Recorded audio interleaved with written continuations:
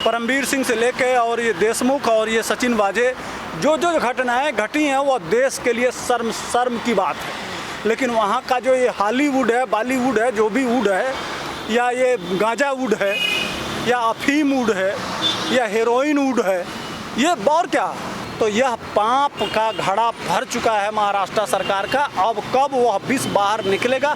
आने वाले दिनों में जब गृह मंत्री जेल जाएंगे तो गृह मंत्री ही बताएंगे कि मुख्यमंत्री का शिवसेना का कार्यकर्ता रहा है। देखिए, सचिन वाजे को ये कह रहा है ना कि गृह मंत्री हमारे जिम्मेदार हैं, लेकिन वह मुख्यमंत्री को बचा रहा है। सच्चाई यह है कि मुख्यमंत्री के कहने पर ही गृह मंत्री ने उसको उस पोस्ट पे रखा था, वसूली वाले पोस्ट पे।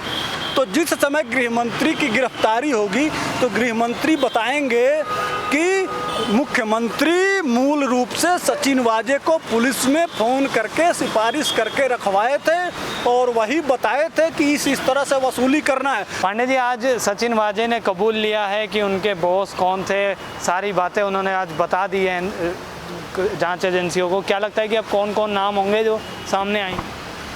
ये षड्यंत्र है। सचिन वाजे के असली गुरु हैं वहाँ के मुख्यमंत्री और ये शरद पवार। इन दोनों लोगों को जब तक जेल में नहीं डाला जाएगा तब तक असली सच्चाई खुल के सामने नहीं आएगी। वहाँ 16 साल वह आदमी पुलिस से निकाला हुआ, सस्पेंडेड नौकरी से, वह शिवसेना का कार्यकर्ता, इतने दिन वो 16 साल शिवसेना का कार्यकर्ता बन के काम करता है। कौन सी ज़रूरत पड़ जाती है कि उसको फिर से, जो आदमी सस्पेंडेड है, किस मामले में सस्पेंड हुआ था?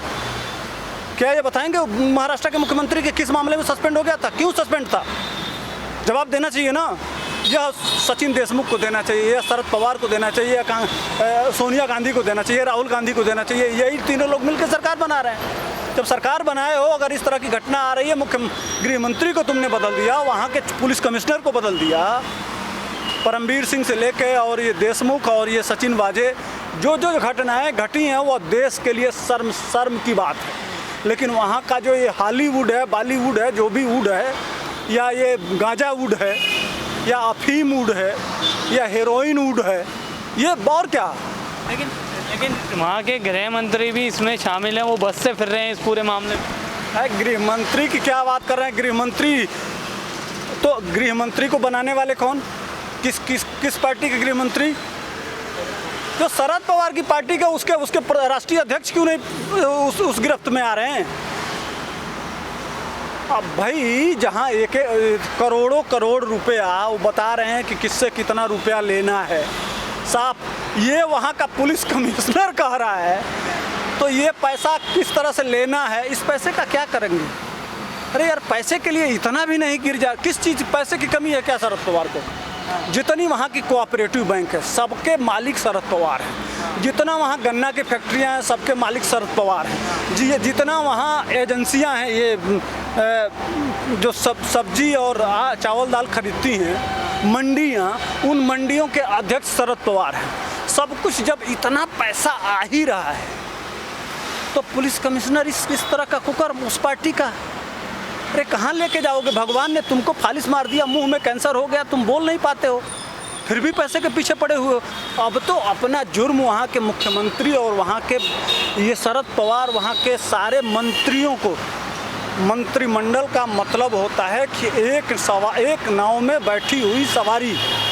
अगर वहाँ का गृह मंत्री इतने बड़े दोष और भ्रष्टाचार में शामिल होता है तो इसका मतलब कि वहाँ का मुख्यमंत्री शामिल है, वहाँ की तीनों पार्टियाँ शामिल है, पूरी महाराष्ट्र सरकार शामिल है। आपको लगता है कि अघाड़ी सरकार गिर सकती है इस पूरे मामले? अरे गिरना क्या यार, नैतिकता कोई चीज़ नहीं है। वहाँ के मुख्यमंत्री को सबसे पहले अपना इस्तीफा दे देना चाहिए नैतिकता के आधार पर, लेकिन नैतिकता बची कहाँ है साहब? लोगों को बॉलीवुड से लेके इतना माल मिल रहा है। एक विभाग से अगर 2 करोड़ रुपया एक महीने में वसूलना है तो इस तरह से 16 विभाग हैं वहाँ, तो 16 दूना 32 और 32 दूना 12, अब 12 दूना 12 का 5 कर लीजिए, 5 साल सरकार 3 साल चलेगी, तो जोड़ लीजिए या कितना रुपया हुआ। तो हजारों करोड़ रुपया जहाँ से भ्रष्टाचार से लिया जा रहा है, उस सरकार को की नैतिकता बचती है? और वह लोग भी मोदी जी पे उठा देते हैं, वह लोग सवाल उठा देते हैं जोगी जी पे। शर्म नहीं आती है इनको?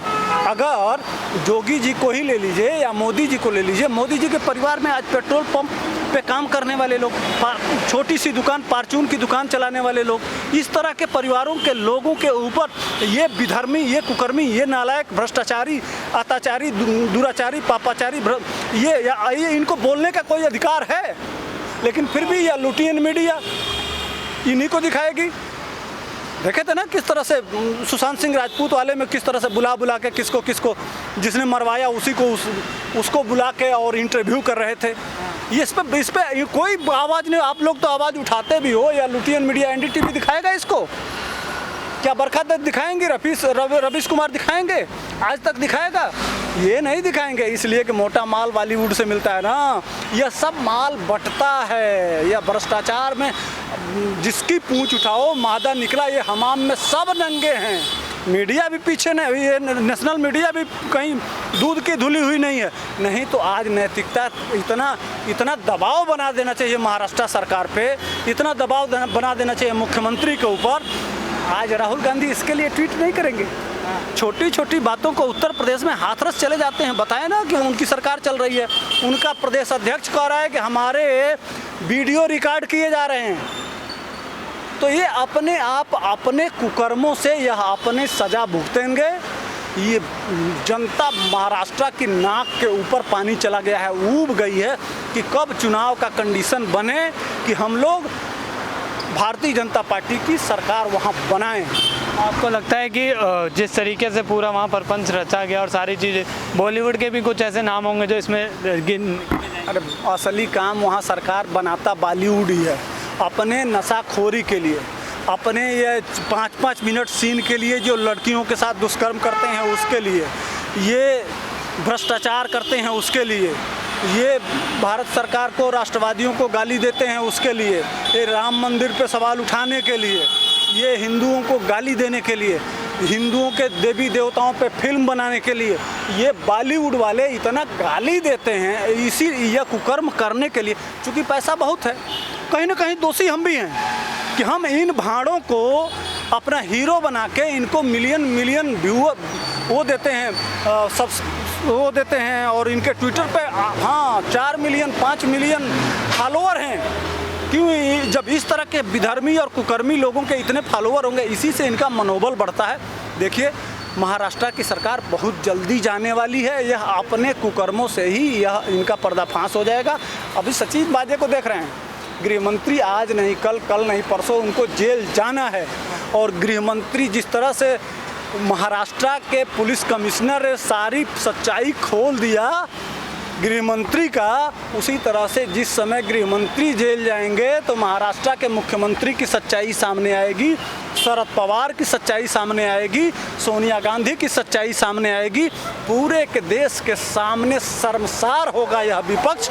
और राष्ट्रवादियों के सीने पे मरहम तब लगेगा जब जो सरकार बैठी हुई है, यह शिवसेना वोट पाई थी भाजपा के गठबंधन के नाम पे, और वह जाके अगर सरकार बना ली कांग्रेस के साथ और शरद पवार के साथ, तो यह पाप का घड़ा भर चुका है महाराष्ट्र सरकार का। अब कब वह विष बाहर निकलेगा? आने वाले दिनों में जब गृहमंत्री जेल जाएंगे तो गृहमंत्री ही बताएंगे कि मुख्यमंत्री का शिवसेना का कार्यकर्ता रहा है। देखिए सचिन वाजे को ये कह रहा है ना कि गृहमंत्री हमारे जिम्मेदार हैं, लेकिन वह मुख्यमंत्री को बचा रहा है। सच्चाई यह है कि मुख्यमंत्री के कहने पर ही गृहमंत्री ने उसको उस पोस्ट पे रखा था, वसूली वाले पोस्ट पे। तो जिस समय गृहमंत्री की गिरफ्तारी होगी तो गृहमंत्री बताएंगे कि मुख्यमंत्री मूल रूप से सचिन वाजे को पुलिस में फ़ोन करके सिफारिश करके रखवाए थे और वही बताए थे कि इस तरह से वसूली करना है। मैं तो मोहरा हूँ, गृहमंत्री मोहरा है, गृहमंत्री असली चीज़ नहीं है। गृहमंत्री मोहरा है, असली जो मुख्य हैं वो मुख्यमंत्री है और मुख्यमंत्री का बेटा है, इसलिए मुख्यमंत्री का जेल जाना तय।